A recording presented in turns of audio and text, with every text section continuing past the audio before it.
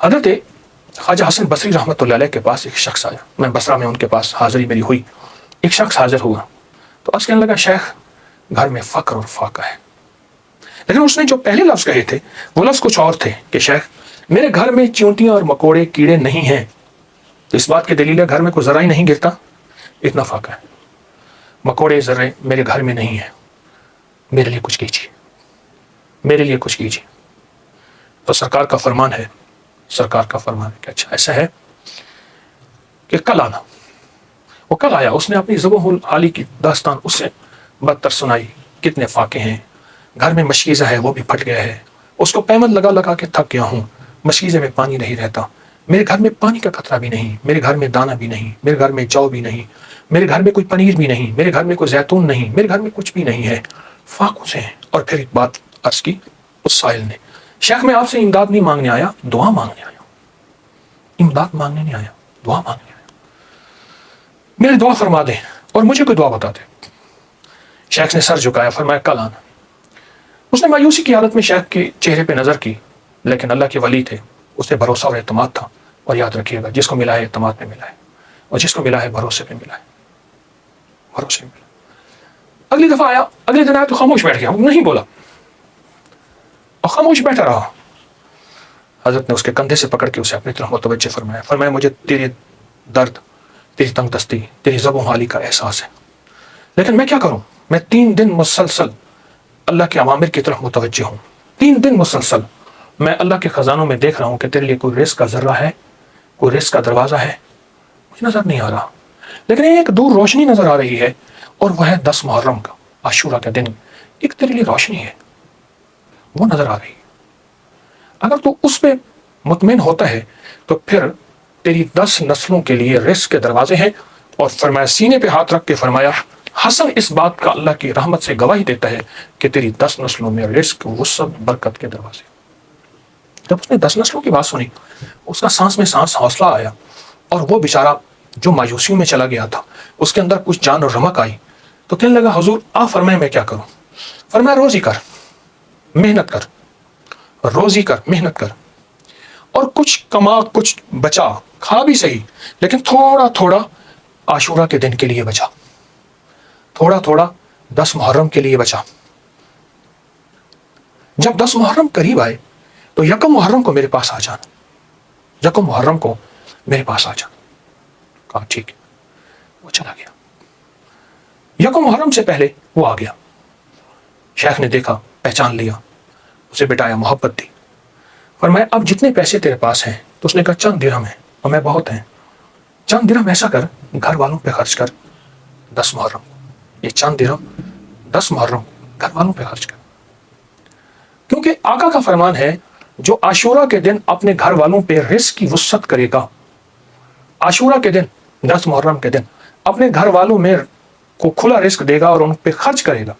ایک روایت میں ہے کھلا، مفہوم عرض کر رہا ہوں، ایک میں ہے خرچ، جتنا توفیق ہو خرچ کرے گا تو اللہ جل شانہ اس کی نسلوں کو فقر فاقے سے بچائیں گے، اور اللہ اس سے راضی ہوں گے، اور اس کے لیے جنت کے وعدے ہیں۔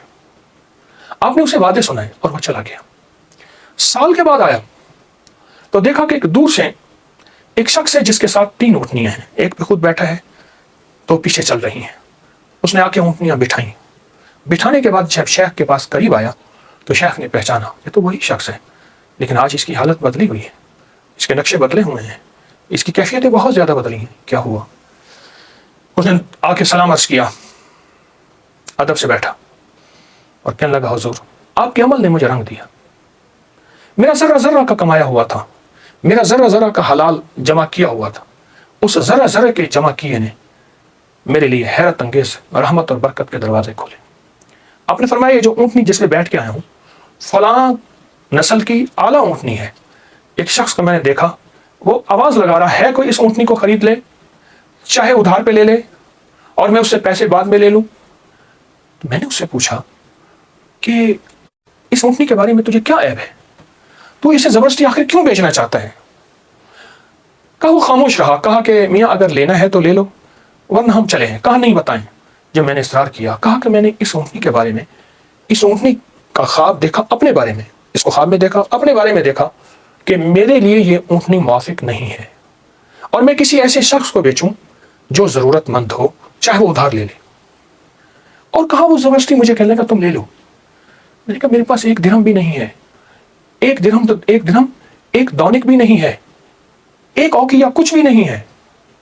کہا کچھ نہیں ہے، اونٹنی لے لو، اسے بیچو، جو منافع ملے تم لے لینا، جتنی کی بکے مجھے دے دینا، میں تم سے نہیں پوچھوں گا. کہا زبردستی اونٹنی کی لگام مجھے دے کے چلا گیا. کہا میں پریشان ہوا تو اچانک میرے دل میں آواز آئی، میرے بندے بن مانگے رزق مل رہا ہے، قدردانی کر، لے لے. بس اس آواز نے مجھے تسلی دی، اور اس آواز سے میں مطمئن ہوا اور کہنے لگے کہ بس میں پھر اس اونٹنی کو لے کے چلا شام تک. ایک صاحب نے دیکھا، کہا واہ ایسی زبردست اونٹنی کہاں سے لی؟ میں نے کہا بیچنی ہے، واقعی بیچنی ہے، یہ تو بہت اعلیٰ نسل کی ہے، یہ لوگ تلاش کرتے ہیں، یہ تم کتنے کی لوگے؟ کہا تم قیمت لگاؤ، تم کتنے کی لوگے؟ کہا کہ اس نے 500 درہم کہا. میں نے کہا نہیں، میں 800 سے کم نہیں دوں گا. کہا اپنی زبان پہ پکے رہو گے؟ کہا پکا ہوں. کہا چلو میرے ساتھ، میں تمہیں 800 درہم دیتا ہوں. کہا کہ میری لگام نہیں پکڑی جا رہی تھی، میرا ہاتھ کانپ رہا تھا. اس نے میرے ہاتھ کانپتے دیکھ کے کہا کیا ہوا، تکلیف ہو رہی ہے، کوئی لرزہ ہو گیا؟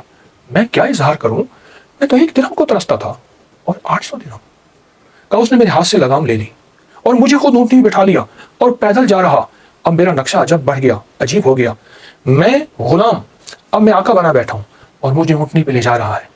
گھر گیا، اس نے مجھے اچھا کھانا کھلایا، بڑی عزت دی، اونٹنی کو کھانا دیا اور مجھے 800 درہم کی تھیلی پکڑا دی. کہا میں پریشان اس کو لے کے کیسے جاؤں؟ وہ میری پریشانی بھانپ گیا. کہا آپ کہاں کے رہنے والے ہیں؟ کہا کہ میں فلاں بصرہ کی فلاں گاؤں فلاں بستی فلاں جگہ کا رہنے والا. کہا میں پہنچاؤں گا. اس نے اونٹنی پہ مجھے پھر بٹھایا، خود ساتھ بیٹھا اور مجھے آگے بٹھایا، خود پیچھے بیٹھا. حالانکہ اس وقت وہ مالک تھا، میں مالک نہیں تھا. مجھے 800 درہم دے چکا تھا اور مجھے گھر پہنچایا. کانپتا ہوا جب میں گھر پہنچا، میری بیوی نے مجھے لرزے کی حالت میں دیکھا تو پریشان ہو گئی. کیا ہوا؟ میں نے اسے کانپتی زبان اور ہانپتے دل، دھڑکتے دل اور ہاتھوں کی لغزش کے ساتھ یہ سارا واقعہ سنایا. کہا اس نے 800 درہم کی دیکھا نا تو ایک دم پریشان ہو گیا. میں نے کہا کہیں مر نہ جائے، مجھے خطرہ ہوا. اب کہا کہ اس میں سے ہم نے 1 درہم نکالا. کبھی تھیلی کو دیکھتے ہیں، ساری رات نیند نہ آئی اور اس 1 درہم نکال کے ہم نے گھر کا خرچ لیا. وہ پہلا دن تھا جب ہم پیٹ بھر کے کھانا کھا کے اور اچھا کھا کے رات کو سوئے. اب میرے اندر پریشانی اور بے چینی تھی. وہ بے چینی یہ تھی، جس کی اونٹنی تھی اس کو میں پیسے دوں، کہاں سے ڈھونڈوں؟ وہ تو دے کے چلا گیا. اب میں نے جا کے اللہ سے مانگنا شروع کر دی. جنگل میں روتا تھا، 7 دن مسلسل میں روتا رہا اور گھر آ جاتا تھا، کھانا ساتھ لے جاتا تھا اور پھر روتا تھا، اللہ میرا دین ہے، مجھے مالک سے ملوا، میرا دین ہے، مجھے مالک سے ملوا. کہا کہ جمعے کا دن تھا. صبح آ کے کسی نے دروازے پہ آواز دی. میں پہچانا کہ وہی بندہ ہے، دیکھا تو وہی ہے. میں گلے لپٹ گیا، اسے رویا بہت زیادہ. میرا محسن تھا، میں اسے چوم رہا تھا، میں سر سے پاؤں تک اسے چوم رہا تھا. کہا وہ شرمندہ ہو رہا تھا. تو میں نے اسے یہ سارا واقعہ سنایا. ایسے اونٹنی دی، ایسے ایک بندہ ملا اور اس نے 500 اور میں نے 800 درہم اور اس نے مجھے 800 درہم دیے. اب تک ہم اس میں سے 5 درہم خرچ کر چکے ہیں. یہ تھیلی ہے، یہ آپ اس میں سے لے لیں. کہا اس نے اس میں سے 250 درہم لیے. کہا یہ میری اونٹنی اصل میں 250 درہم کی تھی، باقی تیرے ہیں. کہا جب اس نے کہا نا تیرے ہیں تو میں ایک دم پریشان ہوا کہ اتنے پیسے میرے کیسے ہو سکتے ہیں؟ میرے باپ دادا نے آج تک اتنے پیسے نہیں دیکھے. غربت تو میں نے ورثے میں پائی تھی، تو کہا کہ پھر میں نے وہ تھیلی لی اور پھر میں نے اس سے کاروبار شروع کیا اور اسے اونٹوں کا کاروبار ہی کیا. اور کہا کہ اب عالم یہ ہے کہ میرے پاس اونٹوں کا ایک قافلہ ہے، ایک ریوڑ ہے اور بہت اچھی نسل کے ہیں. میں 3 اونٹنیاں لایا ہوں. ان تینوں کے پیچھے ہدایے ہیں جو میں آپ کی خدمت میں پیش کرنا چاہتا ہوں. حضرت نے اسے لنگر خانے میں دے دیا، جمع کرا دیا اور وہ کئی دن حضرت کی خدمت میں رہا اور چلا گیا. میرے آقا کا فرمان، اس سارے واقعے کا نچوڑ، میرے آقا کا فرمان سرور کونین صلی اللہ تعالی علیہ وسلم، جو عاشورہ کا دن اپنے گھر والوں پہ دل کھول کر خرچ کرے، رزق حلال میں سے، طیب طاہر میں سے، رزق حلال میں سے، طیب طاہر میں سے خرچ کرے، اس کی زندگی میں کامیابیاں اور اسی طرح آتی ہیں.